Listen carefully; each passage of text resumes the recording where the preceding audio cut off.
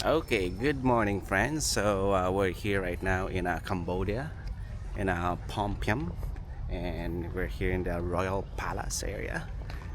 And sige, check natin kung ano yung mga meron dito, guys. So ito yung Royal Palace dito sa Cambodia.